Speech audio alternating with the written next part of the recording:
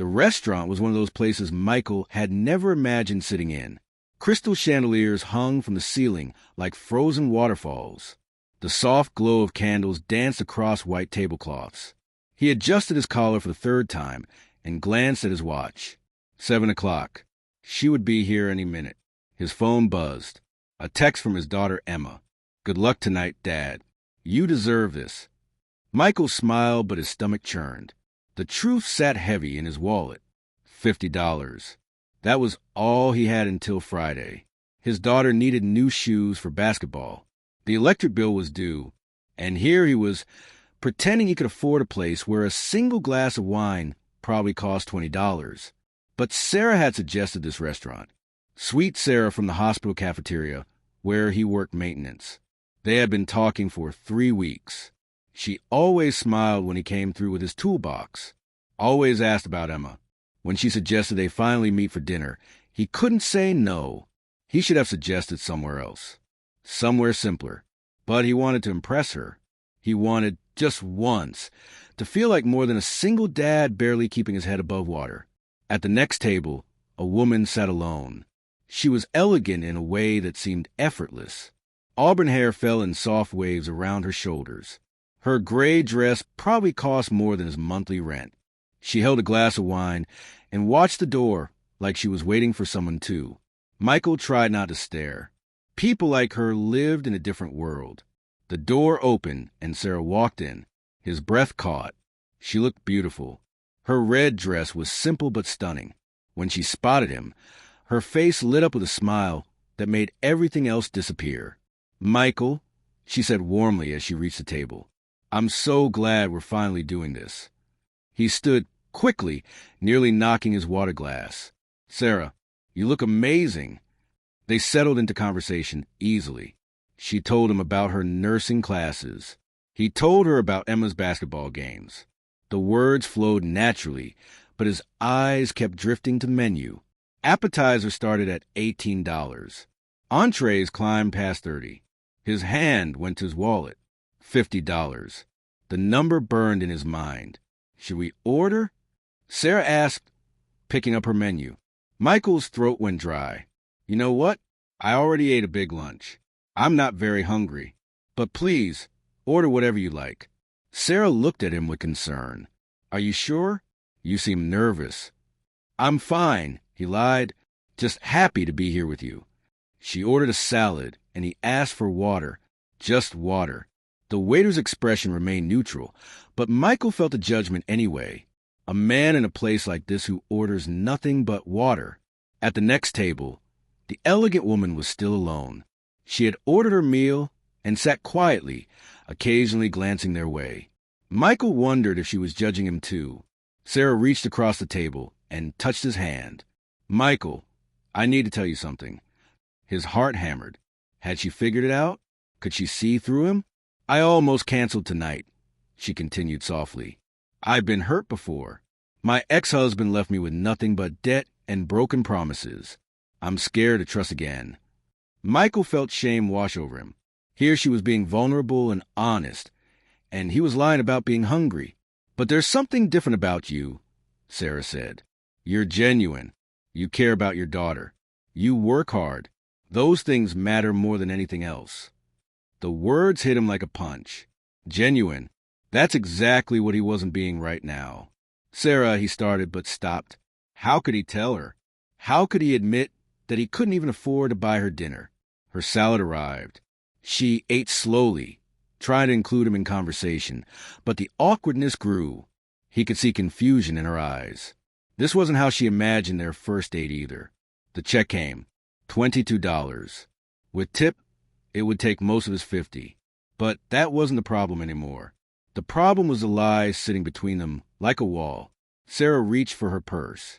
"Let me pay for my meal." "No," Michael said quickly. Too quickly. "I invited you. I'll take care of it." He pulled out his wallet. 2 $20 bills and a 10.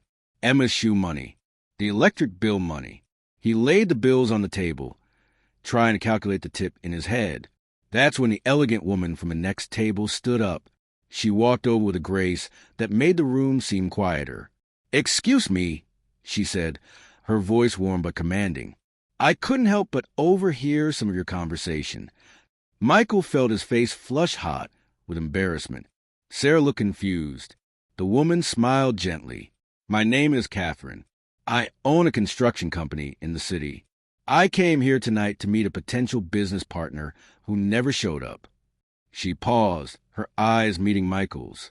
"Instead, I got to witness something much more valuable. I heard you talk about your daughter's basketball games with such pride. I heard the kindness in your voice. And I noticed your work-worn hands, the kind that belong to someone who isn't afraid of hard work." Michael didn't know what to say. Catherine continued, "I also run a nonprofit foundation. We help single parents get back on their feet. Job training, child care assistance, educational support. We believe that people who work hard and love their children deserve a chance."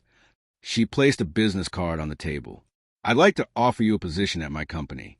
Facilities management. It pays well and has full benefits. Your daughter would qualify for our scholarship program." Michael stared at the card like it might disappear. "I don't understand. Why would you do this?" Catherine's eyes softened. 20 years ago, I was a single mother eating ramen noodles and working 3 jobs. A stranger gave me a chance. I promised myself that if I ever made it, I'd do the same for others. She looked at Sarah. "And you should know this man of yours? He was willing to spend his last dollars to give you a nice evening. That's not weakness. That's character." Sarah's eyes filled with tears. She squeezed Michael's hand tight. Catherine picked up their check. "Dinner is on me tonight. Both of you, order whatever you'd like. A real meal. You've earned it." Before Michael could protest, she returned to her table, settled both bills, and left with a small wave.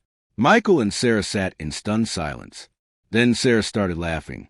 Not mocking laughter, but the kind that comes from relief and joy and disbelief all mixed together. "I can't believe that just happened," she whispered. "Neither can I," Michael said. Then, taking a deep breath, he looked into her eyes. "Sarah, I need to be honest with you.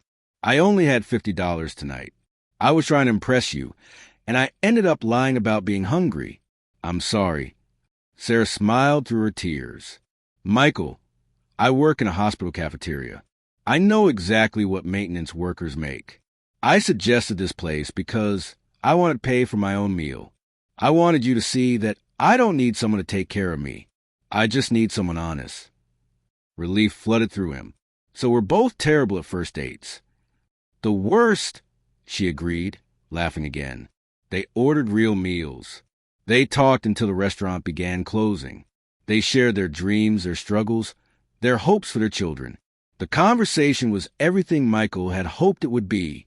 3 months later, Michael started his new job. The pay was more than he'd ever imagined. Emma got her new shoes and a scholarship for a basketball camp. He and Sarah were still together, taking things slow, building something real. And sometimes, on quiet evenings, Michael would pull out Catherine's business card and remember the night a stranger's kindness changed everything.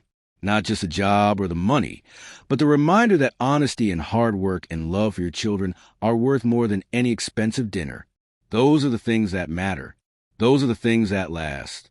If this story touched your heart, please like and share it with someone who needs encouragement today. Subscribe for more stories about real people, real struggles, and real hope. And comment below to tell us about a time when a stranger's kindness changed your life. Your story might inspire someone else who needs to hear it. Retry Claude can make mistakes. Please double-check responses.